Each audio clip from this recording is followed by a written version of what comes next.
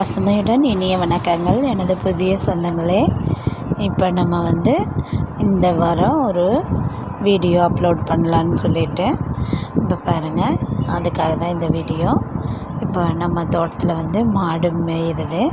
இது என்னென்னு பார்த்தீங்கன்னா, கன்றுக்குட்டி பாலையெல்லாம் ஒரு போன வாரம் தான். என்ன ஒன்றுனா தெரியுங்களா, நாங்கள் தோட்டத்தில் தான் இருந்தோம். எப்படியோ ஏமாந்து விட்டுட்டோம். என்னென்னு பார்த்தீங்கன்னா, நாங்கள் இந்த சைடு வேலை பார்த்துட்ருந்தோம். பூச்செடிக்கெல்லாம் பந்தல் போடணும் அப்படின்னு சொல்லிட்டு தோட்ட வேலையெல்லாம் பார்த்துட்ருக்கவும், இவன் கொஞ்சோண்டு கேப் இருக்கவும் அந்த பக்கம் முட்டிகிட்டு போயிட்டான்.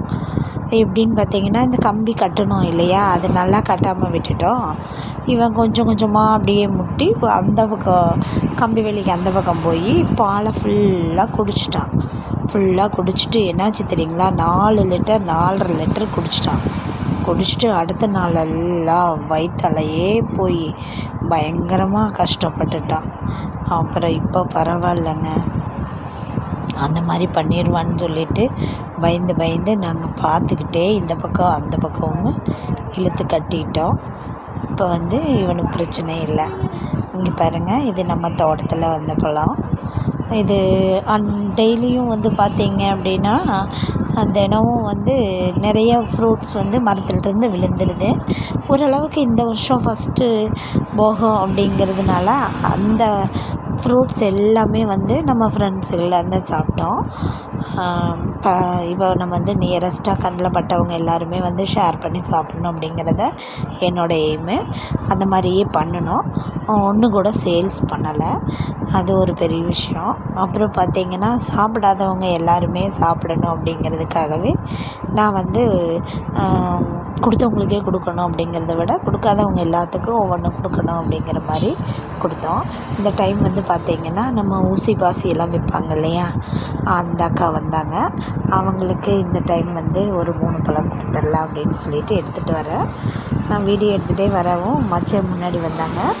நீங்கள் முன்னாடி போங்க அப்படின்னு சொல்லிவிட்டு கதவை திறந்து விடுங்க அப்படின்னு சொல்லிவிட்டு நான் ஃப்ரூட்ஸ் கையிலையும் ஃபோன் கையிலையும் வச்சுட்டு உங்களுக்கு கொடுத்தோன்னே அவங்க முகத்தில் எவ்வளோ சிரிப்பு பாருங்கள்.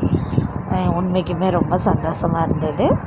அப்புறம் பாருங்கள், நான் ஒரு பழத்தை கட் பண்ணி சாப்பிட்லாம் அப்படின்னு சொல்லிட்டு கட் பண்ணேன்.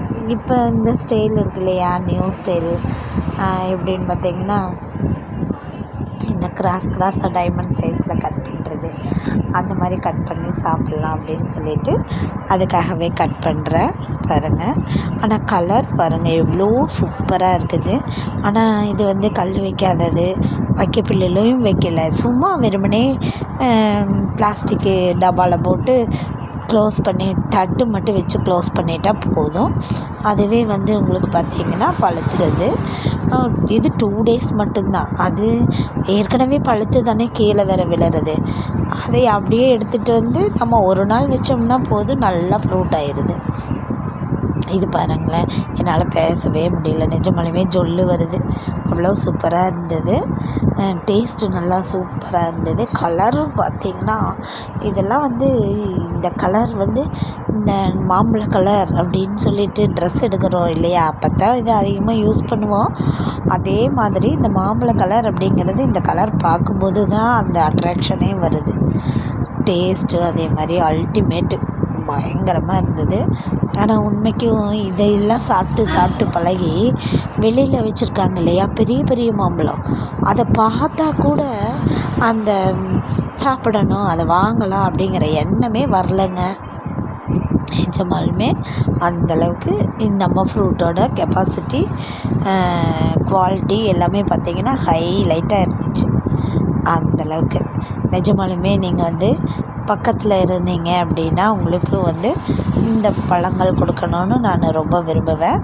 பட் நீங்கள் எப்படி என்ன பண்ணுறது, முடியாத சூழ்நிலை அந்த மாதிரி தான் ஆகுது. இப்போ பாருங்கள், இந்த டைமண்ட் மாதிரி கட் பண்ணி எடுத்து சாப்பிட்றதுன்னா அவ்வளோ டேஸ்ட்டாக இருக்குது, நல்லா இருக்குது.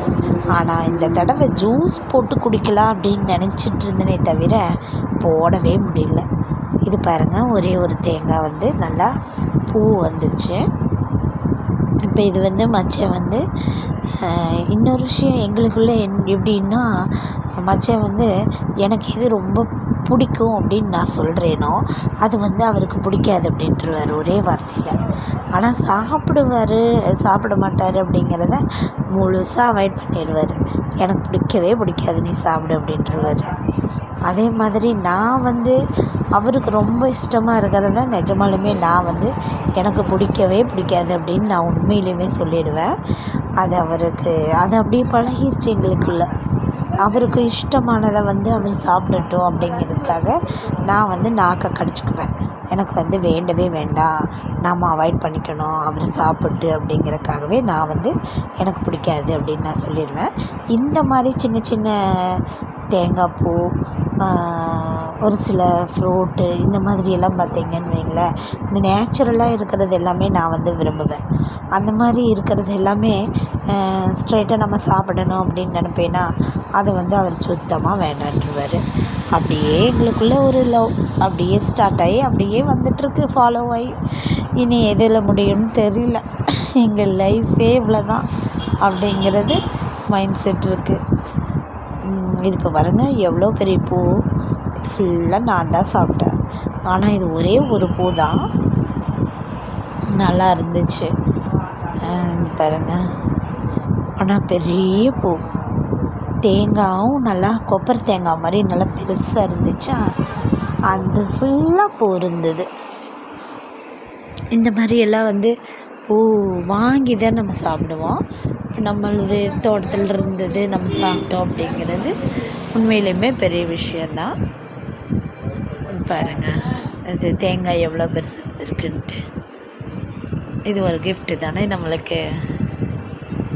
நீங்களும் சாப்பிட்லாம் வாங்க. இங்கே பாருங்கள் ஃப்ரெண்ட்ஸ், எவ்வளோ பெரிய காய். ஆனால் பூ நல்லா டேஸ்ட்டாக இருந்தது.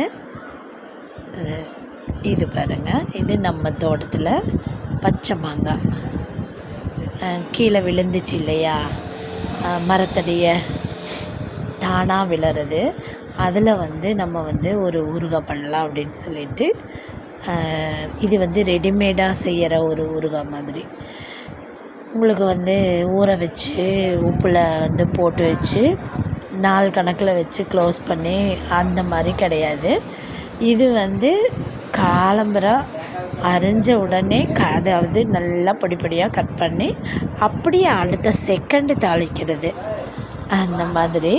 இதில் வந்து ஸ்பெஷல்னால் நான் புளி கொஞ்சம் ஆட் பண்ணேன், அது ஒன்று ஸ்பெஷல். அதுக்கப்புறம் பார்த்திங்கன்னா நல்லெண்ணெய், வழக்கமாக எண்ணெய், கடுகு, கருவேப்பிலை, அவ்வளோதான். மற்றபடி வந்து மற்றதெல்லாம் வெந்தயம், கடுகு வந்து அரைச்செல்லாம் நான் போடவே இல்லை. சும்மா வெறுமனே ரெடிமேடாக பண்ணுற ஒரு ஊறுகாய் தான் இது. வந்து எத்தனை பேர் இந்த மாதிரி எல்லாம் சாப்பிட்ருக்கீங்கன்னு தெரியல. சாப்பிட்ருந்தா நிச்சயமாக கமெண்ட்டில் சொல்லுங்கள். இன்னும் வந்து ஓரளவுக்கு நல்லா சமைக்கலாம், இதை விட இன்னும் நீங்கள் நல்லா செஞ்சுருக்கலாம் அப்படிங்கிற ஒரு மைண்ட் செட் இருந்ததுன்னா கண்டிப்பாக சொல்லுங்கள். நான் வந்து அதை சரி பண்ணி மறுபடியும் வந்து ட்ரை பண்ணுறேன். ஆனால் அடிஷ்னலாக இது ஏதோ ஒரு வீடியோவில் நான் பார்த்தேன், ஊறுகாய்க்கு புளி யூஸ் பண்ணுறது.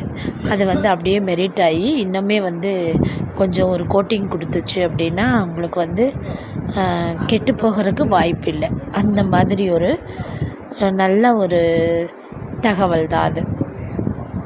இப்போ உங்களுக்கு புளி வந்து கெட்டு போகாத பொருள் தானே, அந்த மாதிரி இருக்கிறச்சே உங்களுக்கு வந்து இது ஒரு நல்ல ஊறுகாய்க்கே ஒரு கோட்டிங் கொடுக்கும்.